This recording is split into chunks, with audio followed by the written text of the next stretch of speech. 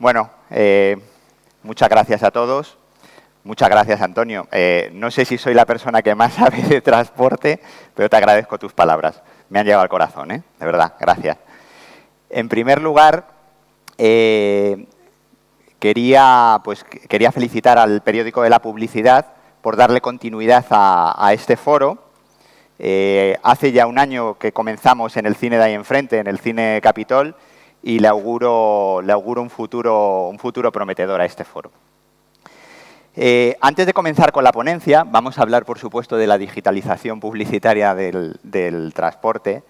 Me vais a permitir que os cuente algo, y es que los días 26 de septiembre son días tristes para mí.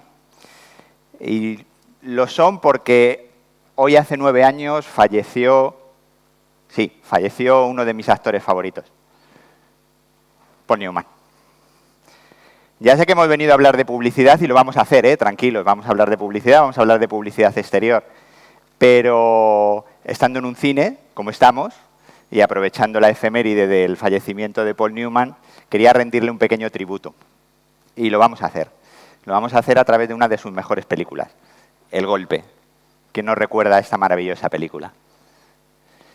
Por lo tanto, a partir de ahora, el título de mi ponencia queda rebautizado: La digitalización publicitaria del transporte en España, El Golpe. Y tranquilos, porque no vamos a timar a nadie, O sea, que todo el mundo esté tranquilo. Veremos a lo largo de la ponencia por qué nos referimos al golpe y por qué hemos utilizado este título.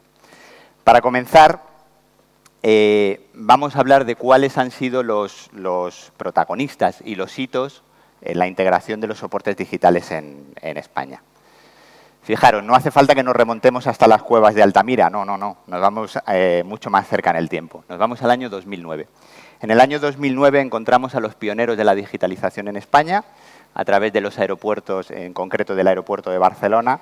Nos encontramos con JCDecaux. Aquí podemos encontrar los primeros, como decíamos, los pioneros de la digitalización, ¿no? Vamos avanzando en el tiempo, llegamos al año 2011 y de nuevo JCDecaux introdujo una serie de soportes digitales en el metro de Barcelona, 50 nuevos soportes que lógicamente dotaban al metro de Barcelona de una gran modernidad. En el año 2011, con la extinta Publimedia, se introducen los primeros soportes digitales en el aeropuerto de Madrid-Barajas, Adolfo Suárez. En el año 2012, y a raíz de la apertura de la línea de AVE Madrid-Valencia, la antigua Confersa introduce también una serie de soportes digitales en las estaciones de Atocha y de Joaquín Sorolla, en Valencia.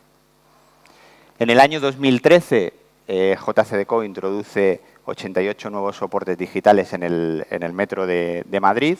Aquí habría que destacar la importancia de la estación de Sol, primera estación totalmente digitalizada. En el mismo año, esto te suena, Antonio, un poco. En el año 2013, CEMUSA, como sabéis, ganó el concurso para todo lo que fue la explotación comercial de los diferentes aeropuertos de la red de AENA y instauró un plan bastante potente de digitalización en los principales aeropuertos de España.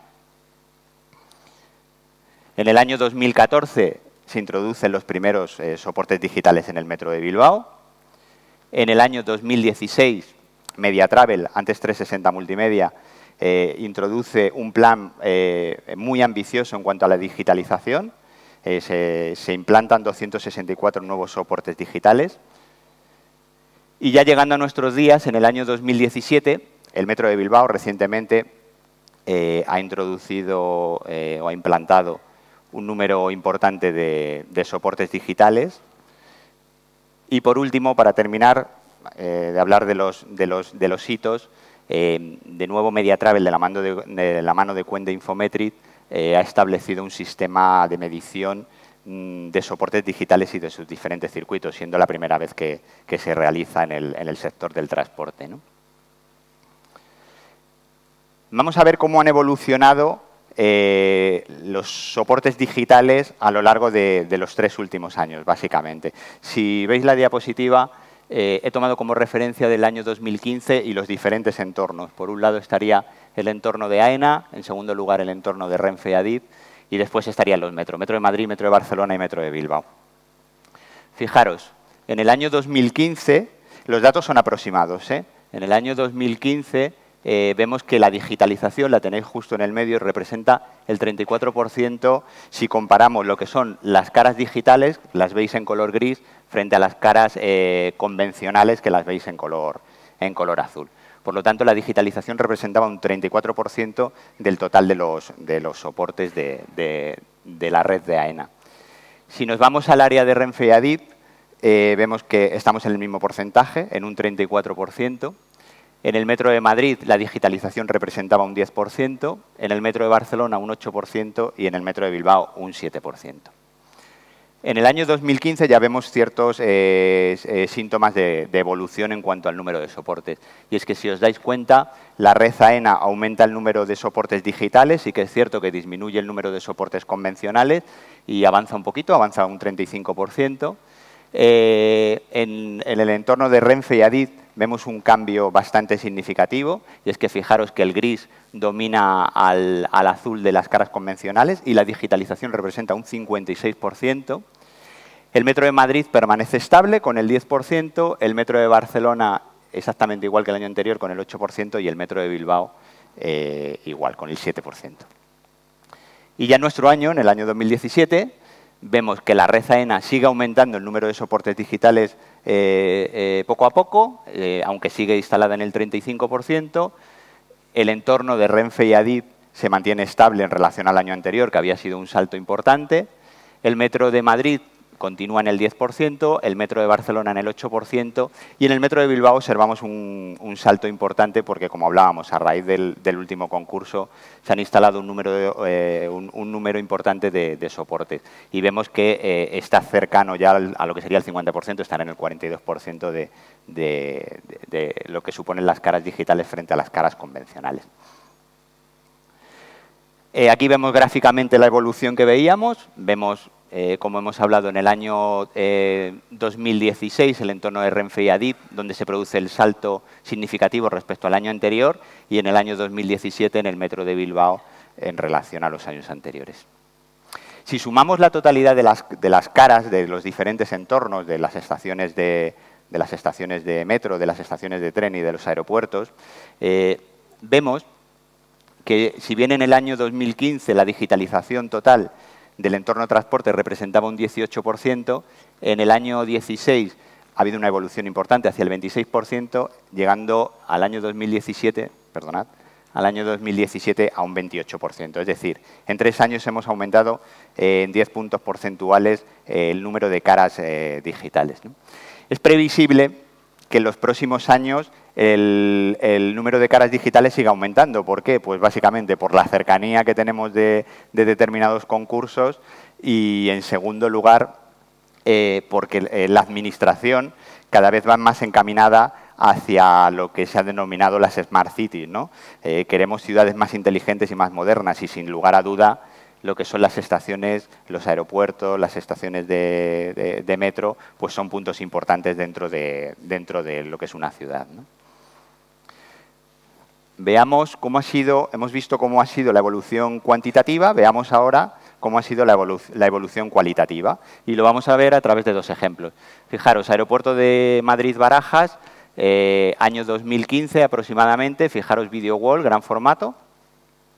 Y fijaros la evolución del año 2017. A lo mejor con la foto no se aprecia muy bien, pero si lo veis in situ, veréis que el soporte es un soporte muchísimo más grande, de muchísima más calidad, una pantalla LED, por lo tanto, ha habido una evolución cualitativa del soporte. Lo vemos con otro ejemplo. Estación de Atocha, fijaros, pantallas en formato horizontal de 42 pulgadas, y esta sería la situación actual. Como vemos, una evolución considerable, pantallas de 70 pulgadas de muchísimo mejor calidad. Y para terminar con el tema de la evolución de los soportes, me gustaría que nos hiciéramos determinadas reflexiones, ¿no? La primera es, fijaros el esfuerzo inversor que están haciendo o que estamos haciendo los diferentes exclusivistas para que se haya digitalizado tan solo una parte muy pequeña del patrimonio. Hablábamos de un 28% del patrimonio. Y el esfuerzo, pues lógicamente, ha sido tremendo. En segundo lugar, habría que plantearse si con este 28% es suficiente para cubrir la demanda actual o necesitamos más caras. Y en tercer lugar, fijaros en los gráficos, el segmento de lo que sería el transporte sigue siendo el segundo en importancia en cuanto a inversión publicitaria dentro de lo que sería la tarta propiamente dicha de la publicidad exterior, pero fijaros la evolución. Del año 2014 al 2015 observamos un crecimiento de un 7,5% en cuanto a los ingresos, pero en el año 2016 observamos una caída de un 1%. La tendencia en el año 17, por desgracia, va a ser seguir en la misma línea, como mucho empatar. Bueno, ¿y cuáles son las perspectivas y el futuro del digital? Hemos visto que cantidad y calidad no es suficiente por sí solo, sino que tendremos que ir mucho más allá. Consideramos que la evolución tiene que ir fundamentada en 4 grandes bloques. De algunos ya se ha hablado aquí. No me voy a entretener mucho en cada uno de ellos porque cada uno de ellos da para una ponencia por sí solo, incluso para un foro, como se habla del Big Data, ¿no? Esperemos que sobre estas 4 patas se asiente lo que es el futuro de la digitalización en transporte y esperemos, como se comentaba anteriormente, que salgamos de ese 7-8% en el que estamos estancados habitualmente dentro de la totalidad de la inversión publicitaria en el total de medios convencionales, ¿no? Pues las 4 patas, como decíamos, serían medición, en segundo lugar, programática, en tercer lugar, creatividades y en cuarto lugar, el Big Data. En cuanto a la medición, ya anticipábamos anteriormente que durante finales del año pasado, principios de este año, Cuenda Infometric ha establecido un sistema de medición, GeoRenfe, para medir lo que son las audiencias de las diferentes estaciones en las principales ciudades de España, Madrid, Barcelona, Valencia y Sevilla, y sus áreas metropolitanas, además. Consideramos que es un salto importante el tema de la medición, porque vamos en transporte, como sabéis, tradicionalmente, cuando alguien nos pide un dato, damos un dato de tráfico, y aquí pasaremos de dar un dato de tráfico a dar un dato de audiencia. Por lo tanto, le dotaremos de una mayor profesionalidad a la comercialización dentro de estos entornos. Los datos se harán públicos en las próximas semanas y es previsible que otros entornos, como así lo comunicó Cuende en las pasadas jornadas de la publicidad de Bilbao, de la FED y de la EPE, pues se vayan integrando otros entornos, lo que hablábamos, el metro, los autobuses, etc. En segundo lugar, hablábamos de la programática. Las bondades de la programática entendemos que son muchas. Sin embargo, y por desgracia, hoy en día hablar de programática en publicidad exterior es relacionarlo con comercialización de baja calidad. ¿Por qué? Porque normalmente estamos asociando lo que es la compra programática a lo que son los invendidos publicitarios. Y en segundo lugar, porque para competir con el medio propiamente digital, con el medio Internet, estamos rebajando tanto los precios que estamos quitando valor a lo que es nuestro producto. Estamos hablando precisamente de todo lo contrario, de poner en valor nuestro producto a través de la digitalización. Por lo tanto, no caigamos en el error de programática de calidad. Estoy seguro que va a ser uno de los pilares sobre los que hay que avanzar, pero avancemos con una programática de calidad. En tercer lugar, la creatividad. Bueno, es obvio, ya sabemos que la digitalización aporta muchos beneficios creativos, ¿no? Son muchas las bondades que nos permiten los soportes digitales. Me gustaría destacar 2, de alguna ya se ha hablado. En primer lugar, la targetización. Fijaros la importancia de dar un mensaje específico a cada uno de los pasajeros que llega en un tren determinado, en un avión, en un metro determinado, en función del tiempo, del origen. Bueno, las posibilidades son múltiples. Y en segundo lugar, y se comentaba ahora recientemente, el tema de la interactividad. Vamos a pasar de un modelo unidireccional de comunicación a un modelo bidireccional. Y eso es un salto enorme, o estamos pasando, y es un salto enorme. Se hablaba de esto, de un smartphone, todos tenemos uno. La comunicación, como se hablaba, o la interacción de la doble pantalla de nuestro móvil con los soportes digitales será base para el crecimiento de lo que es la publicidad exterior. Y por último, el Big Data. El Big Data vamos a estar invadidos por una gran cantidad de datos, vamos a ver cómo los manejamos, ¿no? Sin embargo, el Big Data será muy importante porque nos permitirá retroalimentar el sistema, es decir, por un lado, nos permitirá conocer mejor cómo han ido nuestras campañas, por lo tanto, podemos gestionar mejor lo que son, optimizar lo que son los gastos que hacemos, ¿no? Nuestras inversiones publicitarias. Y, en segundo lugar, porque al tener un mejor conocimiento de nuestra audiencia, pues, lógicamente, seremos más eficaces. Y al final se trata de eso, de ser eficaces, ¿no? No llego, como decía Luis Fer, a tanto de que los nuevos profesionales de la publicidad tengan que ser matemáticos. Espero que no, espero que los que tenemos la carrera de publicidad sigamos aquí durante mucho tiempo, pero sí que es cierto que tenemos que reciclarnos y tenemos que estar en continua formación si no queremos que la tecnología nos devore. Y para terminar nuestra película, pues vamos con las conclusiones. Y habéis visto que, como en la película El Golpe, no todo es lo que parece. ¿Por qué? Pues porque todavía consideramos que queda un largo camino de convivencia entre lo convencional y lo digital. En segundo lugar, porque la digitalización del medio debe venir acompañada de una mayor inversión, es lógico. Y, por último, porque no es un presente, como algunos afirman, sino que es un futuro. Un futuro, eso sí, muy prometedor, siempre y cuando vayamos en la línea en la que hemos hablado en la última parte. Medición, programática de calidad, creatividades ad hoc y Big Data. Muchas gracias.